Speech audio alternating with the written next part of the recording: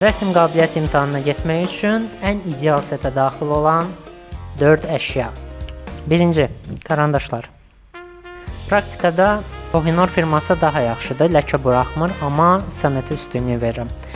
Bu arada bu iki firma barəsində detallı video kanalımda olacaq. Pozan. Yumşaq və ağ olmasına diqqət yetir. Yumşaq dedikdə rezin kimi nəzərdə tutulmur, diqqətli olun. Firma olaraq tövsiyəm Sanet və ya Maped firması olacaq. Karandaş və xəmir pozanı unutma. Ölçü üçün çubuqlar. Hər ölçüdə marketdə tapa bilərsən. Solla ölç, sağla işlə. Daha effektli nəticə alacaqsan.